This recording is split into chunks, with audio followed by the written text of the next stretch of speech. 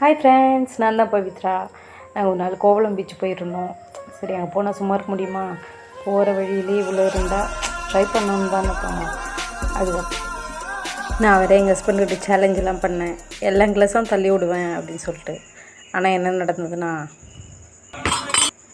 மறுபடியும் சும்மா விடுவேன்னா second time try பண்ணேன். அதுலேயும் மக்கர் தான். அடிக்க முடியல அப்படின்னு சொல்லிட்டு எங்கள் ஹஸ்பண்ட்கிட்ட சொன்னேன். உன்னால் முடியாது அப்படின்னு ரொம்ப சீனை போட்டார். ஓரளவு ஒரு அடிச்சுட்டு வரணும்னு பார்த்தா அவர் என்ன பண்ணாருன்னு பாருங்கள். இப்போ கீழே விழுந்து உடைய போகுது எல்லாமே பாருங்கள். போட்டாங்க அடிமுள்ள போகுது போடுங்க. கண்ணை மூடிலாம். சரி சரி போடு, பொறுமையாக போடு பைத்தியம்.